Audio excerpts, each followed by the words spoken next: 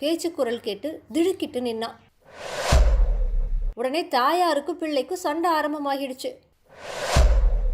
கமலி, உனக்கு ஒரு ரகசியம் சொல்லட்டுமா? இதனால ஏற்பட போகிற சங்கடங்களை எல்லாம் நினைச்சா. சிவகாமி திரும்பி தன்னோட அறைக்குள்ள போய் படுக்கையில படுத்துக்கிட்டா.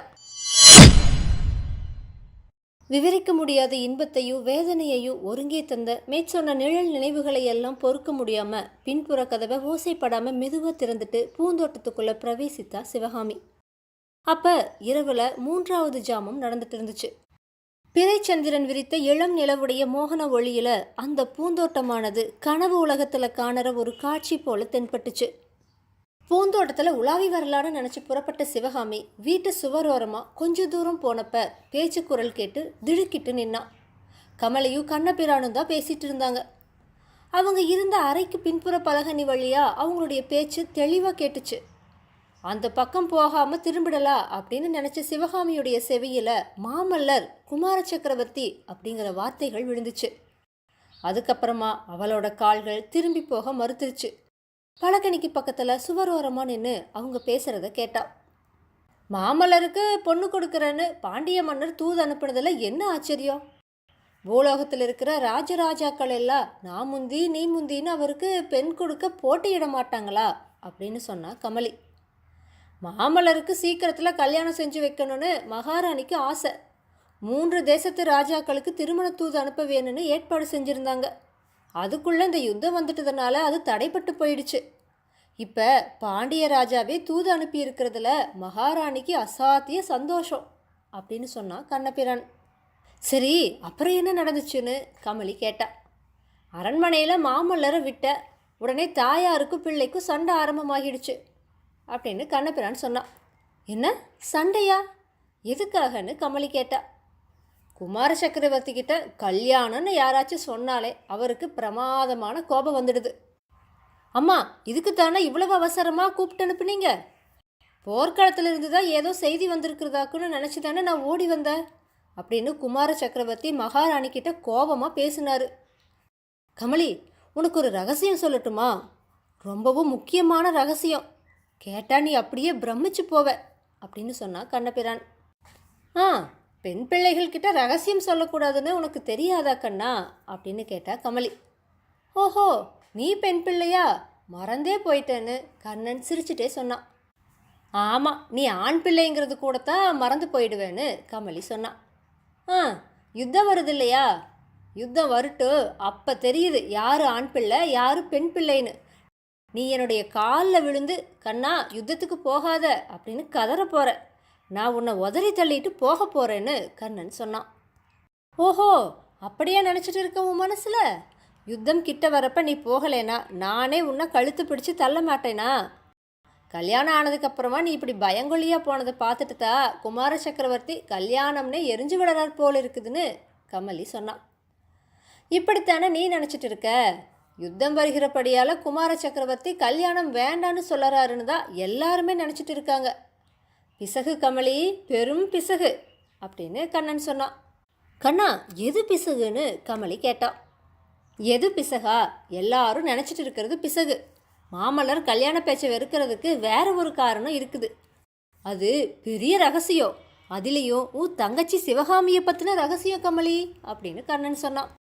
என்ன என்ன ஏன் தங்கச்சியை பற்றி எனக்கு தெரியாத ரகசியம் என்ன இருக்குது? ஏதாச்சும் இசைகேட சொன்னாயோ பார்த்துக்கோ அப்படின்னு கமலி சொன்னான். கமலி, இசைக்கேடு ஒன்றும் இல்லை, பெருமையான விஷயந்தான்.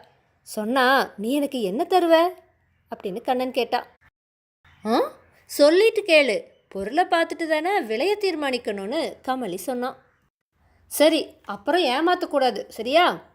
பல்லவ சாம்ராஜ்யத்தோட குமார சக்கரவர்த்தி வீரத்தில் அர்ஜுனனையும் அழகுல மன்மதனையும் ரதம் ஓட்டுறதில் கண்ணபிரானையும் ஒத்தவரான மாமல்ல நரசிம்மர் உன்னோட தங்கச்சி சிவகாமி மேலே காதல் கொண்டிருக்காரு கமலி அப்படின்னு கண்ணன் சொன்னான். அப்படிங்கிற சத்தம் மட்டும்தான் கமலியோட வாயிலிருந்து வந்துச்சு. அவ ஆச்சரியத்தினால திகைச்சு போயிட்டா. வெளியிலிருந்து இதையெல்லாம் கேட்டுட்டு இருந்து சிவகாமியுடைய நெஞ்சில் அந்த ஆங்கிற சத்தமானது கூறிய அம்ப போல புகுந்துச்சு. தன்கிட்ட இவ்வளவு ஆசையும் நம்பிக்கையும் வச்சிருக்கிற அருமை தோழிக்கிட்ட தன்னுடைய அந்தரங்கத்தை வெளியிடாமல் இத்தனை நாள் ஒழிச்சு வச்சிருந்ததை பற்றி அவள் வெட்கப்பட்டா. அறைக்குள்ள சம்பாஷணை மேலும் தொடர்ந்துச்சு. கமலி, நான் சொன்ன செய்தி உனக்கு அதிசயமா இருக்கிறது இல்லையா அப்படின்னு கண்ணபிரான் கேட்டான். ஆ, அதிசயம் என்ன? நம்மோட குமார சக்கரவர்த்தி புத்திசாலின்னு தான் அடிக்கடி நான் சொல்லியிருக்கேன். அதனால தான் அவருக்கு என்னோட தங்கச்சி மேலே மனசு போச்சு அப்படின்னு கமலி சமத்காரமாக விடை சொன்னான். ஓஹோ, அப்படியா? நீயும் உன்னுடைய தங்கையும் சேர்ந்து பேசிட்டு தான் இந்த வேலையை செஞ்சுருக்கீங்க போல இருக்கு. உன்னோட வலையில் என்ன நீ போட்டுட்ட, உன் தங்கச்சி மாமல்லரையே வலை போட்டு பிடிச்சிட்டா அப்படின்னு கண்ணன் சொன்னான். என்ன சொன்ன அப்படின்னு கமலி கம்பீரமாக கேட்டுட்டு மேலும் சொல்லம்புகளை போட்டா. நானா உன்னை தேடி வந்து என்னோட வலையில் போட்டுக்கிட்ட? நானா வீட்டோட மூளை முடுக்குகள் எல்லாம் உன்னை தொடர்ந்து வந்து கையை கெட்டியாக பிடிச்சிட்டு, கண்ணே பெண்ணே நீ கருணை செய்யலைன்னா நான் உயிரையே விடுவேன் அப்படின்னு கதறினேன்? நானா என்னை கல்யாணம் செஞ்சுக்கோன்னு கெஞ்சின அப்படின்னு கமலி கேட்டா. இல்லை கமலி, இல்லை. நீ உன்னோட கண்ணாகிற வலையை வெறுமனே விளையாட்டுக்கா விரிச்ச. அதில் நானா ஓடி வந்துதா அகப்பட்டுக்கிட்டேன்னு கண்ணன் பதில் சொன்னான். சரி, நம்மோட கதை இருக்கட்டும். மாமல்லருக்கும் என்னுடைய தங்கைக்கும் நேசம்ங்கிற விஷயம் உனக்கு எப்படி தெரிஞ்சுது? அதை முதல்ல சொல்லுன்னு சொன்னா கமலி. பாம்போட காலு பாம்புக்கு தெரியாதா என்ன? கள்ளனுக்கு தெரியாதா கள்ளனுடைய சமாசாரம்? நான் அந்த காலத்தில் உன்னுடைய தகப்பனார் வீட்டில் உன்னை என்னமா பார்த்த ஞாபகம் இருக்கா? அந்த மாதிரியே தான் உன்னோட தங்கையை இப்போ மாமல்லர் ஆர்வமாக பார்க்குறாரு அப்படின்னு கண்ணன் சொன்னான். இவ்வளவுதானான்னு கமலி கேட்டா. இன்னும் என்ன வேணும்? நாவுக்கரசர் மடத்தில் அபிநயம் பிடிச்சானதோ உன்னுடைய தங்க மூர்ச்சையாகி விழுந்துட்டான்னு சொன்னேன் இல்லையா?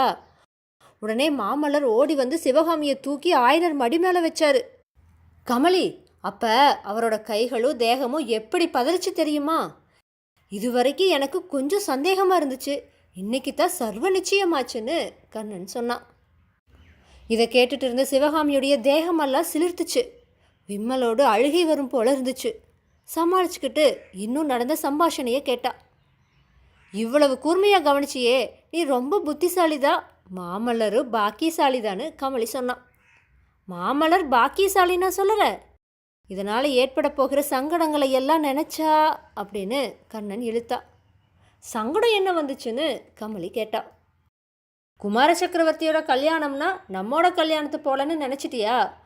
எத்தனையோ யோசனைகள் செய்வாங்கன்னு கண்ணன் சொன்னான். கண்ணா, என் தங்கையை மட்டும் சாமானியமான பெண்ணுன்னு நினச்சியா? தமயந்தியை மணந்துக்கிறதுக்காக தேவலோகத்திலிருந்து தேவர்கள் வந்தது மாதிரி சிவகாமியை தேடிட்டு வரமாட்டாங்களான்னு கமலி கேட்டா. ஏதோ தமயந்தி மனசு வச்சு நலமகாராஜனுக்கு மாலையிட்டா. ஆனால் தமயந்தி அரண்மனையில் பிறந்த ராஜகுமாரியாச்சே கமலின்னு கண்ணன் சொன்னான். இங்கே பாரு கண்ணா, என்னோட தங்கை 1000 ராஜகுமாரிகளுக்கு இணையானவ. நீ வேணும்னா பாரு, என்னோட மனோரதம் ஒரு நாள் கட்டாயமாக நிறைவேறப் போகுது அப்படின்னு கமலி சொன்னான். அது என்ன மனோரதம் கமலின்னு கண்ணன் கேட்டான். இந்த யுத்தமெல்லாம் முடிஞ்சதுக்கப்புறமா மாமல்லருக்கு மகுடாபிஷேகம் நடக்க போகுது. தங்க ரதத்தில் நவரத்ன சிங்காசனத்தில் அமர்ந்து நரசிம்ம சக்கரவர்த்தி ராஜ வீதிகளில் பவனி வர்றாரு. அவருக்கு பக்கத்தில் தேவேந்திரனுக்கு பக்கத்தில் இந்திராணியை போல என்னோட தங்கை சிவகாமி அமர்ந்திருக்கா. தங்க ரதத்தோட முன்தட்டில் நீ ஜம்முன்னு உட்காந்து ரதத்தை ஓட்டிட்டு வர. நான் அரண்மனை கோபுர வாசலில் மேல் மாடத்தில் நின்றுட்டு இருக்கேன். ரதம் அரண்மனை வாசலில் வந்து நின்னதும் கூடையா மல்லிகை மலர்களையும் செண்பக பூக்களையும் அவங்க மேலே கொட்டுற. நடுவில் உன்னோட தலையிலையும் ஒரு பூவை கவிழ்க்கிற. இப்படி நடக்கணுங்கிறது தான் என்னோட மனோரதம் கண்ணா அப்படின்னு கமலி சொன்னான். கமலி, உன்னோட மனோரதம் மட்டும் நிறைவேறினா எனக்கும் அளவில்லாத சந்தோஷந்தான்னு கண்ணன் சொன்னான். சிவகாமி திரும்பி தன்னோட அறைக்குள்ளே போய் படுக்கையில் படுத்துக்கிட்டா. இருதயத்துடைய அடிவாரத்திலிருந்து பொங்கி வந்த விம்மலையும் அழுகையையும் ஆன மட்டும் முயன்று அவளால் அடக்கிக்கவே முடியலை.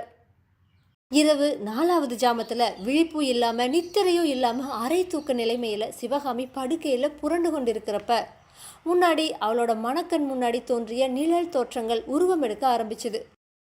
ஒரு செண்பக மரத்துடைய கிளையில் 2 புறாக்கள் உட்கார்ந்து ஒன்றோடொன்று கொஞ்சி விளையாடிட்டு இருக்கு. திடீர்னு சுற்றி இருந்த மரங்கள் எல்லாம் தீப்பட்டு எரிய தொடங்குது. ஆண் புறாவானது பெண் புறாவை பார்த்து, நீ இங்கேயே இரு, நான் திரும்பி வந்து உன்னை காப்பாத்துற அப்படின்னு சொல்லிட்டு பறந்து போகுது. அது போன வழியையே பெண் புறா பார்த்துட்டு இருக்குது. ஆண் புறா திரும்பி வருமா, வந்து பெண் புறாவை தப்ப வைக்குமா? இதை அறிய முடியாதபடி பெண் புறாவை நாலாப்புறமும் புகை வந்து சூழ்ந்துடுது. அந்த நேரத்தில் அவ்விதம் புகையினால் சூழப்பட்டிருப்பது பெண் புறா அல்ல, தானேன்னு சிவகாமி பிரமையுறா. கற்பனை உலக காட்சி மாறுது. மல்லிகை தோட்டத்தில் ஆணும் பெண்ணுமா ஒரு கலைமானும் ஒரு புள்ளிமானும் துள்ளி விளையாடிட்டு இருக்கு. விளையாட்டுக்கிடையில் புள்ளிமானானது மல்லிகை புதருக்கு பக்கத்தில் மறைஞ்சு நிற்குது. மல்லிகை புதரில் பூத்து சிரித்திருக்கிற வெள்ளி மலர்களுக்கும் புள்ளிமான் மேலே அள்ளி தெளித்திருந்த வெள்ளி பொட்டுகளுக்கும் வித்தியாசம் தெரியாமல் கலைமான் புள்ளிமானை தாண்டி கொண்டு அப்பால போகுது.